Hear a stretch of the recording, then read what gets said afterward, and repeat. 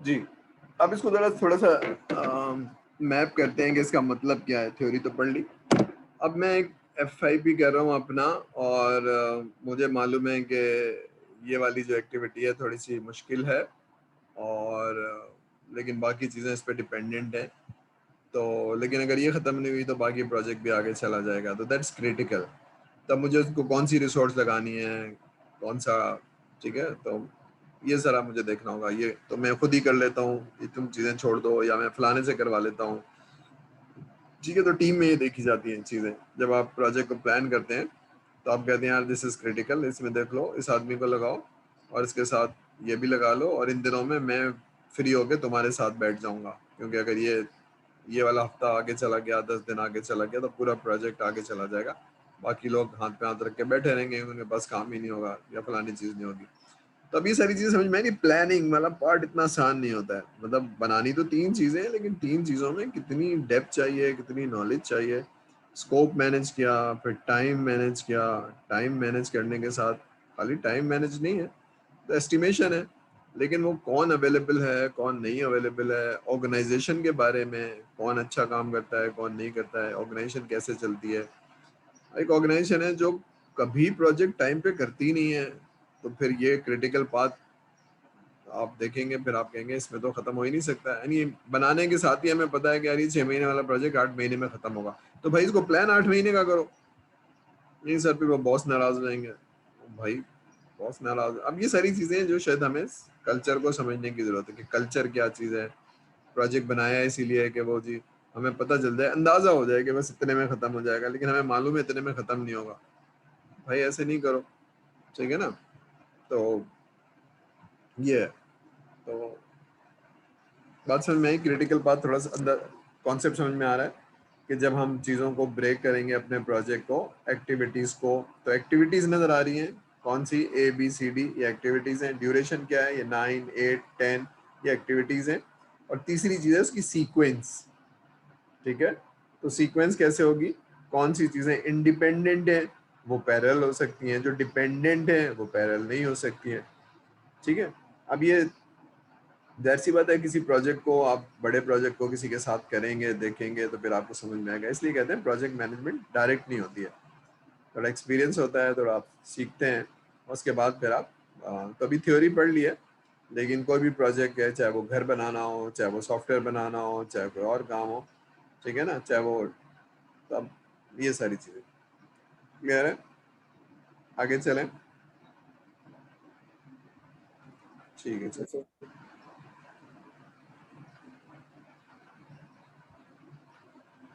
अब ये critical path है, इसको कॉन्सेप्ट को हम ज़रा डिटेल में पढ़ते हैं कि स्लैक टाइम क्या होता है। अब कुछ जगहों पर स्लैक टाइम मिल रहा है, ठीक है, तो प्लानिंग करते वक्त मुझे मालूम होना चाहिए कि किसको मैं प्लान कर सकता हूँ, किसको नहीं कर सकता हूँ।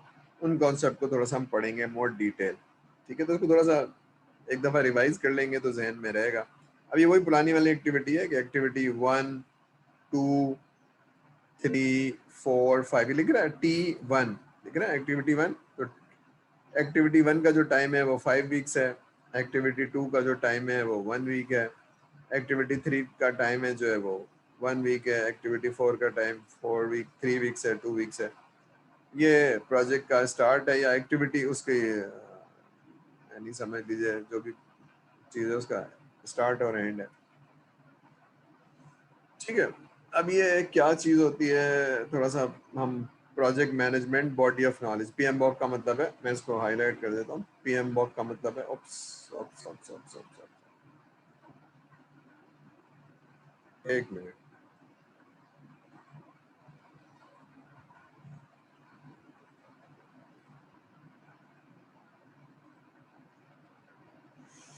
चलिए।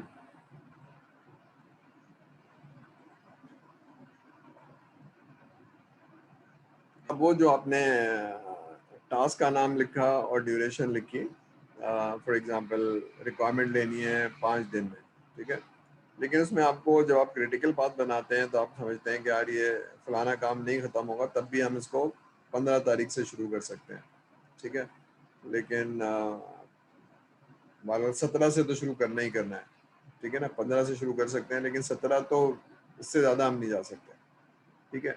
तो इसका जो भी डिफरेंस है वो आपके पास सिलेक्ट टाइम होगा, ठीक है ना। अर्ली स्टार्ट और लेट स्टार्ट, तो अर्ली स्टार्ट और लेट स्टार्ट का जो डिफरेंस है वो सिलेक्ट टाइम है, या फिर आपके पास अर्ली फिनिश और लेट फिनिश का जो डिफरेंस है वो भी आपके पास सिलेक्ट टाइम है, ठीक है। फॉर एग्जांपल ये 10 दिन में खत्म हो रहा है, लेकिन दूसरा वाला जो काम है इसके पैरेलल वो 8 दिन में खत्म हो रहा है, तो आपके पास 2 दिन है अभी शुरू करने में और खत्म करने में, तो दैट्स अ सिलेक्ट टाइम। तो select time is amount of time that can be delayed without causing delay in your overall project completion, ठीक है ना, क्योंकि ये नॉन क्रिटिकल होगा। सिलेक्ट का मतलब ही यही है कि ये नॉन क्रिटिकल होगा। तो early start early finish, late start late finish, ठीक है ना। जैसे फॉर एग्जांपल आप थीम डिज़ाइन कर रहे हैं, और तो आप थीम डिज़ाइन करने में अभी पहला दूसरा तीसरा इटरेशन चल रहा है और इसमें अभी 2 दिन है, तो आप अभी आराम से कंटेंट बना लें, अभी है अभी 2 दिन 3 दिन है आपके पास, ठीक है। तो content banana is non critical, लेकिन थीम को बनाना क्योंकि वो बहुत क्रिटिकल है, ठीक है। तो इस तरह से आप प्लानिंग करेंगे जब भी आप एक्टिविटी प्लान करेंगे। फॉर एग्जांपल आप कहते हैं कि जनाब FIP के अंदर मुझे फलानी चीज़ कंप्लीट कर लेनी है, तो वो क्रिटिकल होगी, लेकिन उसके पैरेलल में जो आप काम कर रहे हैं कोई और काम कर रहा है, तो आप कहेंगे तो हमारे पास अभी 5 दिन है, ये मैंने 5 दिन में ख़त्म करना है, लेकिन 5 दिन से ज़्यादा नहीं हो सकता, ठीक है। तो जो 5 दिन है इज ए सिलेक्ट टाइम, ठीक है। तो जब आप प्रोजेक्ट बना रहे होते हैं तो ईच एक्टिविटी को देख रहे होते हैं, चीज़ों को देख रहे होते हैं। अब आप समझ में आ रहा है कि कितना डिटेल होती है इसमें, ये काम नहीं होगा तो वो जाहिर सी बात है प्रोजेक्ट मैनेजर नहीं देख सकता है, टीम लीड ही बताएगा सर ये नहीं होगा। आप उनके पास भेज रहे हैं, वो टाइम कहाँ देते हैं, वो बैठते ही नहीं है, सीट पे होते ही नहीं है, सुबह से मार्केटिंग में वो तो चले जाते हैं, आते ही 4 बजे हैं, उसके बाद फिर वो अपना काम कर रहे होते हैं, रिक्वायरमेंट देते ही नहीं है। आप कह रहे हैं 5 घंटे बैठो उनके साथ, तो 5 घंटे बैठने के लिए उनके पास 5 दिन चाहिए, या फिर सैटरडे को बुला लें। मतलब ये सारी चीज़ें जो रियल लाइफ प्रोजेक्ट के अंदर होंगी, ठीक है, ठीक है भाई। तो जब आप प्रोजेक्ट टू प्रोजेक्ट वेरी करती है कल्चर, यानी एक प्रोजेक्ट करना है आपने, वेबसाइट बनानी है, लेकिन वो वाली ऑर्गेनाइजेशन क्योंकि बहुत ही प्रोग्रेसिव है, बैठती है, फीडबैक देती है, तो वो प्रोजेक्ट जो है वो 3 महीने में खत्म हो जाएगा। लेकिन फलानी वेब ऑर्गेनाइजेशन वो टाइम ही नहीं देती है, इनपुट ही नहीं देती है, फीडबैक ही नहीं देती है, तो वो प्रोजेक्ट काम उतना ही है, लेकिन वो प्रोजेक्ट कब खत्म होगा, वो 6 महीने में खत्म होगा। तो क्यों, क्योंकि बिहेवियर ऑफ द ऑर्गेनाइजेशन जो है वो नॉन प्रोग्रेसिव है, चीज़ों को सीरियसली ले ही नहीं रहे, अच्छा बता दूंगा कर दूंगा, ठीक है, क्योंकि वो इन्वॉल्व भी नहीं हो रहे। समझ में आ रही है बातें। तो ये काम तो उतने ही है, उनकी भी वेबसाइट बनानी थी, इनकी भी बनानी थी, इनकी 3 महीने में इसलिए बन गई कि हमने उनको सारी चीज़ें बताई, उन्होंने फटाफट चीज़ें की, अप्रूव किया, फीडबैक दिया, ये गलत है, ये सही है, ये गलत है, ये सही है। बना के मैं ले गया हूँ, कोई बता ही नहीं रहा 3 दिन तक सही है गलत है, वो आएंगे तो बताएंगे। तो वो जब आएंगे तो बताएंगे, आए भी तो उन्होंने कहा यार आज तो मेरे पास टाइम नहीं है, कल आ जाना। चलो फिर कल आ जाना।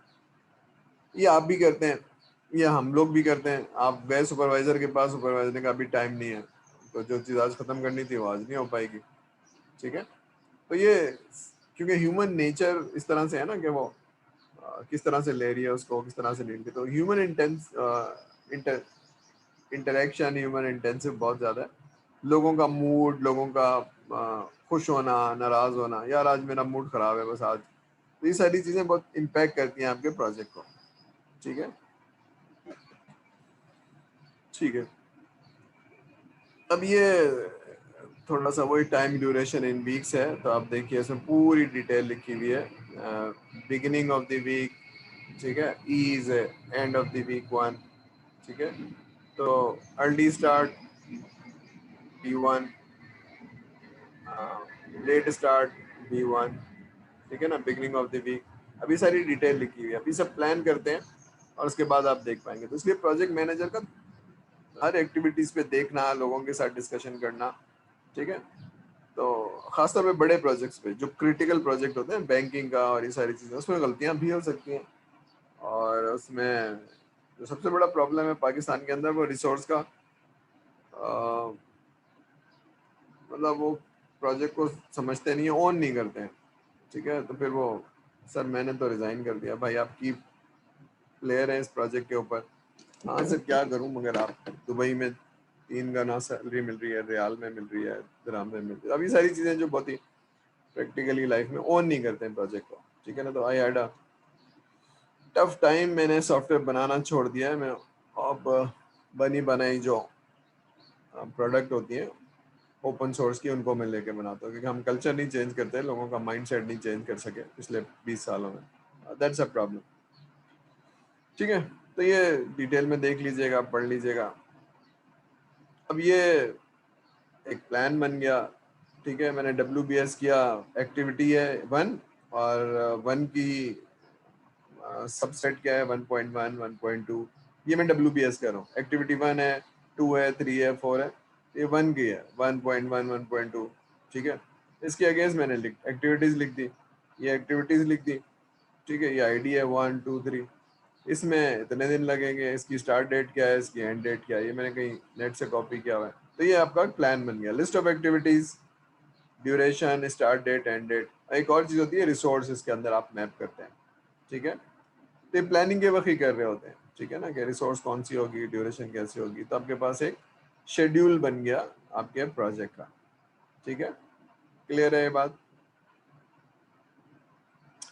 अच्छा, जो भी हम कर रहे हैं, प्लानिंग कर रहे हैं, ये वाटरफॉल से कर रहे हैं या हम सीक्वेंशियल से कर रहे हैं। लेकिन जो लोग अपना FIP एजाइल या स्क्रम से कर रहे हैं, तो एजाइल या स्क्रम में अंदर ये चीज़ें रिक्वायरमेंट, डिज़ाइन, डेवलपमेंट, एक्टिविटीज़ तो प्लान होगी, लेकिन नॉर्मली ये जो हम दिखाते हैं ना, रिक्वायरमेंट, डिज़ाइन, डेवलपमेंट, ये आप नहीं दिखा सकते हैं एजाइल के अंदर। एजाइल के अंदर आपको ये सारी चीज़ें एक साथ होती हैं। ठीक है, तो बना हुआ सॉफ्टवेयर आप दिखाएंगे, तो एक्टिविटी के बजाय आप स्प्रिंट 1, स्प्रिंट 2, स्प्रिंट 3, और उसके अंदर से आप रिक्वायरमेंट, डिज़ाइन, डेवलपमेंट नहीं दिखाते हैं। ठीक है, तो ये ऐसे ही है जैसे अगर आप एक प्रोजेक्ट कर रहे हैं वाटरफॉल में, जो लोग वाटरफॉल में कर रहे हैं, उन्होंने कहा जी एक सेमेस्टर यानी 7 सेमेस्टर में मैं ये कर लूंगा, ये कर लूंगा, ये कर लूंगा, तो वो सीक्वेंशियल कर रहे होंगे। ठीक है, तो जो एजाइल से कर रहे होंगे वो सारी चीज़ें तो कर रहे होंगे, लेकिन वो सीक्वेंशियल नहीं हो रही होगी, वो आइट्रेशन में हो रही होगी, तो उसकी प्लानिंग डिफरेंट होती है। मैं इसलिए कह रहा हूँ कि मैं जब आप FIP की प्रेजेंटेशन होती है तो उसमें आप लिखते हैं मेथोडोलॉजी एजाइल, क्योंकि आप एलर्जी होते हैं सीक्वेंशियल से। आपके जो टीचर हैं वो बताते हैं यार ये तो बहुत पुराना है। पुराने की बात नहीं है, बात ये है कि अगर आपको एजाइल आता ही नहीं है तो आप उसकी प्लानिंग कैसे करेंगे, उसकी डॉक्यूमेंटेशन आप गलत कर रहे हैं, तो वो क्वेश्चनेबल है।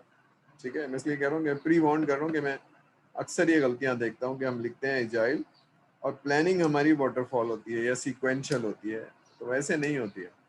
ठीक है, क्लियर है बात? मैं प्री वार्न कर रहा हूँ, क्योंकि जब मैं देखता हूँ तो बहुत मुझे सीरियस गलतियां नजर आती हैं। अब ये देख रहे हैं आप, ये वाटरफॉल है, एनालिसिस, डिजाइन, डेवलपमेंट, टेस्टिंग। तो एनालिसिस कैसे होगी जनाब, ये माइक स्मिथ हैं, ये देंगे, ये रिक्वायरमेंट देंगे और ये करेंगे। डिजाइन कैसे होगी, ये जेनिफर हैं, ये इस तरह से करेंगी। ठीक है, और डेवलपमेंट जो है वो इस तरह से होगी, इस तरह से होगी। तो ये आप फिर उसके बाद एक टेस्टिंग होगी। टेस्टिंग से मुझे याद आया कि हमारी FIP के बच्चे ये पूछ रहे हैं कि सर टेस्ट प्लान कैसे होगा और टेस्ट रिपोर्ट कैसे होगी। ये मुझसे सुबह पूछा गया, तो मैं उसको एक छोटा सा बना के या तो आप लोगों के साथ प्रेजेंटेशन कर लूँगा। कुछ बड़ी नहीं है, लेकिन 15-20 मिनट की। अब क्योंकि सॉफ्टवेयर इंजीनियरिंग हमारी वीक है तो इसलिए थोड़ा सा चैलेंज आ रहा है, लेकिन बहरहाल उसको सीख लें। जो हो गया तो हो गया, लेकिन बहरहाल वो टेस्ट प्लान कैसे बनेगा और टेस्ट रिपोर्ट कैसे बनेगी, कोई इतना मुश्किल नहीं है, उसको सीख लें। ये इसी प्लान में से डिटेल आएगी, ये जो आपने प्लान बनाया होगा उसमें टेस्ट प्लान भी बनाया होगा। तो लेकिन जिन्होंने पढ़ा नहीं है उन्होंने देख देख के कहीं से बना दिया, लेकिन हम उसको सीख लेंगे टेस्ट प्लान क्या होता है और टेस्ट रिपोर्ट क्या होती है। तो मुझे याद दिला दिएगा, ईद से पहले पहले कोई एक सेशन कर लेंगे। ठीक है, जिनको चैलेंज नहीं है वो ना सीखें, लेकिन जिन लोगों को चैलेंज है कि सर इसमें देना क्या है, वो मेरे साथ बैठ जाए। मैं एक बना लूँ पहले एक डॉक्यूमेंट, अभी नहीं बना हुआ है।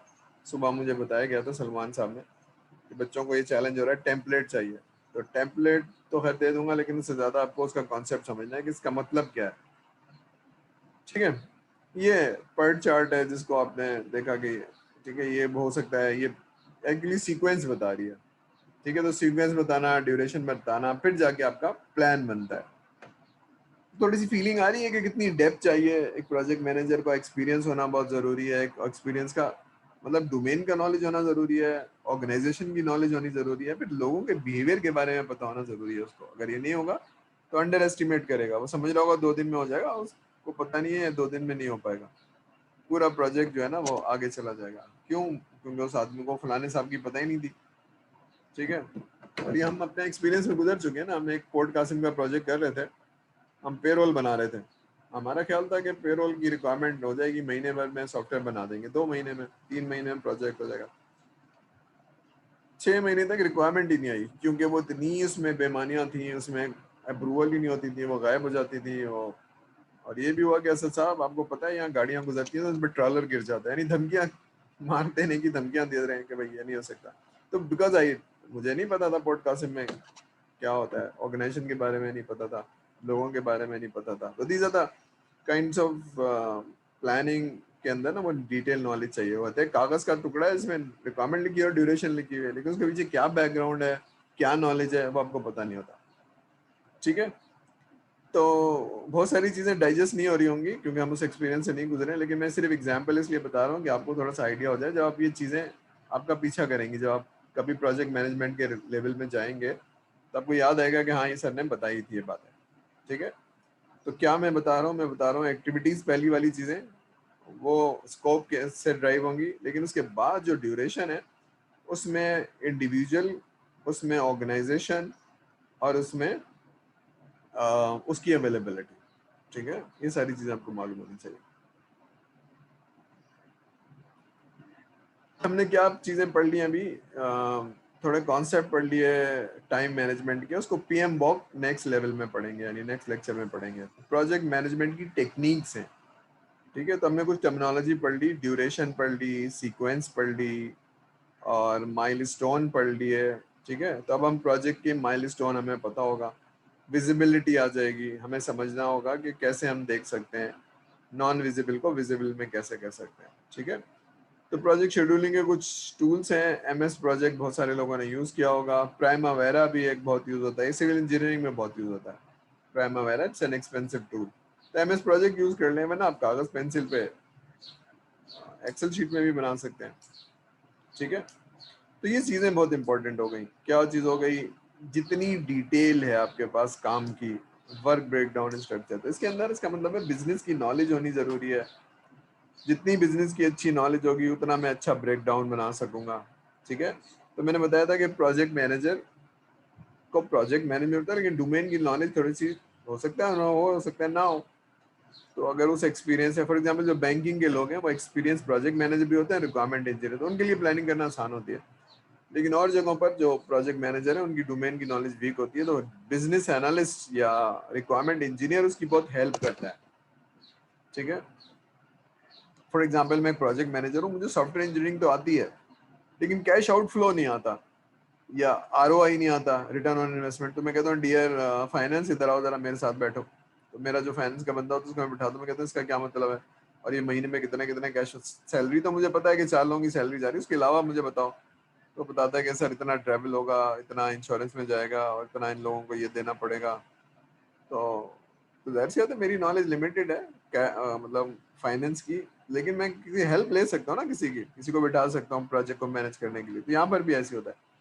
तो anybody who has project managers की नॉलेज अच्छी नहीं है, वो किसी को बिठा लेगा जिसकी नॉलेज अच्छी है। तो वर्क ब्रेकग्राउंड स्ट्रक्चर बहुत जरूरी है। डिपेंडेंसीज, कौन सी चीज डिपेंडेंट है। ठीक है ना, रिसोर्स एलोकेशन, तो रिसोर्स के बारे में पता हो, उनके कैपेबिलिटी के बारे में पता हो। ठीक है, तो ये सारी चीजें पता होंगी तो फिर आप प्लान बनाएंगे। ठीक है, तो वर्क ब्रेकडाउन स्ट्रक्चर, ये सारे कॉन्सेप्ट हैं जो भी हमने पढ़े हैं, तो कुछ वर्ड तो याद हो गए होंगे। ये एक्चुअली काम की डिटेल है, ये डिपेंडेंसीज हैं, ये रिसोर्स जो आपके पास अवेलेबल है। ठीक है, लेकिन अगर अवेलेबल नहीं है तो भाई इसको हायर करें, लेकर आए। फिर कौन सी चीज़ है जिसमें क्रिटिकल पाथ है और वो बाकी चीज़ों में थोड़ा सा बफर क्रिएट कर देगी, तो इसका ज़रूरी है ख़त्म होना। तो ये मुझे आइडेंटिफाई हो जाए, पता चल जाए। तो आई डोंट नो, अगर आपने अपने एफआईपी पे क्रिटिकल पाथ नहीं बनाया तो बना के देखिए, एक एक्सरसाइज करिए। फिर उससे आप उस सबको जब आप कागज पे बनाते हैं तो आपके पास एक गैंट चार्ट आ जाती है, प्लान आ जाता है। ठीक है, अर्न वैल्यू क्या है कि आप प्रोग्रेस को मॉनिटर कर रहे हैं हर वीक या 10 दिन बाद, तो वो अर्न वैल्यू क्या है कि इतने दिन में कितना काम हो गया है। तो जब मैं ये पढ़ाऊंगा तो मैं वो भी बताऊंगा एक एग्जांपल से कि अर्न वैल्यू क्या क्या मतलब है। ठीक है ना, तो 4 महीने का प्रोजेक्ट था और हर महीने ये काम हो गया है, तो हर महीने ये काम नहीं खत्म हुआ है, तो हम प्रोग्रेस जो है हमारी पीछे है, बिहाइंड द टाइम शेड्यूल है। तो इसका मतलब है टाइम पे खत्म करना है तो एक्स्ट्रा रिसोर्स लगानी पड़ेगी। अगर नहीं तो फिर ये प्रोजेक्ट 4 महीने वाला 5 महीने में हो जाएगा। तो 5वें महीने कॉस्ट कहाँ से देंगे, तनख्वाह कैसे देंगे, ऑफिस का खर्चा कैसे देंगे, अभी सारे सवाल आते हैं प्रोजेक्ट के ऊपर। ठीक है भाई, यहाँ तक कोई सवाल, कोई चीज नहीं समझ में आई है? मैं तो बोल बोल के थक गया हूँ। क्लियर हो रही है बात, नहीं हो रही है, समझ में आ रही है, थोड़ा रिलेट कर पा रहे हैं इसको? कोई बताएगा सर को? Yes sir, all clear. और क्लियर, चलिए तो बहुत अच्छी बात है आपको। लेकिन बेटा मेरा इसको थोड़ा रिवाइज करते रहेंगे, क्योंकि क्लास में चीज़ें क्लियर हो जाती हैं, लेकिन फिर हम क्योंकि अगर उसको हफ्ते भर ना पढ़ें तो भूल जाते हैं। ठीक है ना? तो मैं रिकॉर्ड करके अपलोड तो कर रहा हूँ, लेकिन उसको बुक पढ़ लीजिए कोई प्रोजेक्ट मैनेजमेंट की, और मुझे कोई ईमेल कर देता, मैं उसको बुक दे दूँ, और 2-3 बुक डाउनलोड करके पढ़िए, ताकि इसको पास होने की वजह से नहीं पढ़िए, इसको इसलिए पढ़िए कि आप लोगों के कॉन्सेप्ट अच्छे हो जाएं। जो समझ में आ रही है उसको कागज़ पेंसिल से अपने अल्फाजों में लिखिए।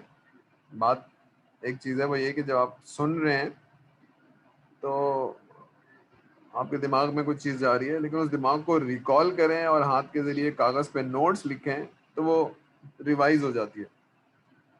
और फिर एक और तरीका है कि आप एक आदमी अपने बाकी क्लास फेलोज को दोबारा से समझाए, तो वो ये 3 स्टेप करेंगे ना तो कॉम्प्रिहेंशन 80% तक चला जाएगा। अगर ये नहीं करेंगे तो जो समझ में आई है बात वो भूल जाएंगे। ठीक है? खैर ये 8वें सेमेस्टर में के बच्चे हैं, इनको पता ही होगा ये बात, सर खामोखा क्यों बता रहे हैं। चलिए आगे चलते हैं। अब थोड़ा आपको सीक्वेंस पता चल गई, थोड़ा सा सब कुछ हो गया। अब आप रिसोर्स एलोकेट कर रहे हैं। ठीक है ना? रिसोर्स एलोकेट कर रहे हैं, इसके ऊपर कौन कौन से लोग कौन सा आइटम करेंगे, कौन से टूल यूज़ करेंगे, कौन सी सर्विसेज करेंगे। ठीक है? अगर ये नहीं है तो उसको ट्रेन करना है, सारा कुछ करना है। अब ये सारी चीज़ें हैं जो इनिशियल प्रोजेक्ट पे तो होती है, लेकिन जब आप एक ऑर्गेनाइजेशन का पार्ट हो जाते हैं तो आपको बहुत सारे लोगों के बारे में पता होता है, बहुत सारे टूल्स के बारे में पता होता है, लोग सीखे हुए होते हैं। ठीक है ना? लेकिन बहरहाल ये सारी चीज़ें ज़रूरी है कि कौन सा आदमी करेगा इसको और कौन से टूल पे करेगा। ठीक है? फॉर एग्जांपल मैं टेस्ट इंजीनियर हायर कर रहा हूँ या इस पे इंगेज कर रहा हूँ, तो मैं कहता हूँ यार इस पे किसी को मेंटिस आता है नहीं आता है, क्योंकि ये वाली जो टेस्टिंग है वो मेंटिस पे करनी है, कस्टमर के पास अवेलेबल नहीं है, वो कस्टमर साइट पे ही जाके करना है। अभी सारी चीज़ें मुझे मालूम होनी चाहिए, ऑर्गेनाइजेशन की नॉलेज। फिर मेरे पास कोई है ही नहीं मेंटिस का, तो सर इनको सिखाएं, फिर सिखा के भेजें। होता है ना बाज़ दफ़ा कि आप कहते हैं या कस्टमर कहते हैं यार इसको मैं बहुत ही क्रूशल है, इसको मैं आपके सॉफ्टवेयर हाउस में नहीं, मेरे पास ही मैं टीम कमरा दे रहा हूँ, 4 बंदे बैठाएं और यहीं बना के टेस्ट करें, लेकिन हमारा टूल जो है ना वो मेंटेस है। तो अभी सारी चीज़ें जो शायद आपको पता होनी चाहिए। तो एलोकेट करना रिसोर्स को। ठीक है? आपके केस में अगर आप कह रहे हैं यार ये टेस्टिंग करनी है, तो किसको आती है टेस्टिंग, टेस्ट केस किसको बनाना आता है, किसको नॉलेज है, क्वालिटी कंट्रोल क्वालिटी एश्योरेंस का फर्क किसको आता है, वो कर लेगा इसको, और तुम बना के हमें भी बता देना। ठीक है? तो that's how you do. Identified dependencies, ये जब आपकी जितनी नॉलेज अच्छी होगी सॉफ्टवेयर इंजीनियरिंग की और चीज़ों की, तो फिर आप देख पाएंगे कि ये चीज़ पैरेलल कौन सी होगी कौन सी नहीं। अब डिपेंड करता है आपकी उसके ऊपर भी, मेथडोलॉजी के ऊपर भी। तो आसान तरीका तो ये कि आप वाटरफॉल ले रहे हैं तो आपको मालूम है ये चीज़ पहले होगी, लेकिन अगर आप एजाइल कर रहे हैं तो तीनों टीम मेंबर्स का साथ बैठना। एजाइल के अंदर होता क्या है कि क्रॉस फंक्शनल टीम बैठती है। ठीक है? तो उसकी एक्टिविटी कुछ और होगी और वाटरफॉल की एक्टिविटी कुछ और होगी। ठीक है? तो अगर ये चीज़ें जो मैं सर बता रहा हूँ मुश्किल लग रही है, तो उसको थोड़ा सा रिवाइज कर लीजिए अपनी सॉफ्टवेयर इंजीनियरिंग की नॉलेज को, कि स्प्रिंट क्या चीज़ होती है और उसमें क्रॉस फंक्शनल टीमें क्या होती हैं। अगर मुश्किल हो रही है तो मुझे बता दीजिए, मैं एक छोटा सा सेशन ले लूँगा, सवालात बता देंगे सर ये सवालात हमारे जहन में आ रहे हैं, इनका जवाब आप दे दें तो मैं सॉफ्टवेयर इंजीनियरिंग रिवाइज कर लूँगा। ठीक है? अगर मुझे बताए कोई कि सर ये चीज़ें नहीं आती हैं, हमने नहीं पढ़ी हुई हैं, इस तरह टेस्टिंग का मैं एक छोटा सा सेशन कर लूँगा आधे घंटे का, तो इसमें आप सीख जाएंगे।